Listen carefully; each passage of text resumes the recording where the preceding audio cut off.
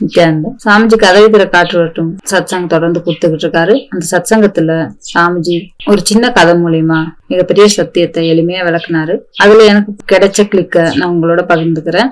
ஒரு பறவை கதை சொன்னாரு. அதுல சின்ன பறவை கீழே கிளையில இருந்துகிட்டு மேல இருக்கிற பெரிய பறவை பார்த்து அது பாரு எவ்வளவு அமைதியா இருக்கு, நம்மளும் அது மாதிரி அமைதியா இருக்கணும், அது கூட போயிடணும்னு நினைச்சு ஒரு கிளையா தாவி போகுது.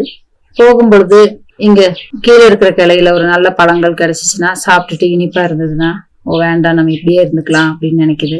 அது சாப்பிடுற பழங்கள் கசந்துச்சுன்னா இல்ல நம்ம பெரிய பறவைகிட்டே போயிடலாம் அப்படின்னு நினைச்சு மறுபடியும் மேல் நோக்கி போகுது. திரும்பவும் ஒரு இனிப்பு பழம் கிடைச்சிச்சுன்னா இல்ல நம்ம இப்படியே இருந்துக்கலாம் அப்படின்ட்டு இருக்குது.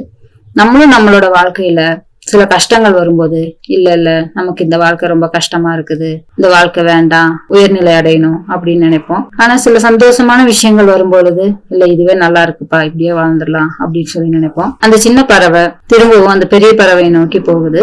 கடைசியில அந்த பெரிய பறவை கிட்ட அந்த சின்ன பறவை போகும்போது அதுக்கு தெரிஞ்சது அந்த பெரிய பறவை வேற இல்ல நான் வேற இல்ல அப்படின்னு சொல்லி அந்த சின்ன பறவைக்கு புரிஞ்சது. நாம் நமக்குள்ள சாட்சியா பாக்குறதுதான் அந்த பெரிய பறவை. நமக்குள்ள இருக்கிற அந்த மனசு அலைப்பாயும் பொழுது நம்ம அந்த சின்ன பறவையா இருக்கிறோம்.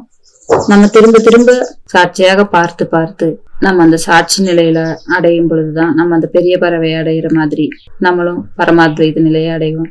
நீங்களும் தவறாம தினந்தோறும் சத்சங்கத்துல கலந்துக்கிட்டு சத்தியங்களை கேட்டு உள்வாங்கி அதை வாழ்ந்து உங்க வாழ்க்கையில பயனடைங்கன்னு கேட்டுக்கிறேன். நன்றி. நித்யானந்தம்.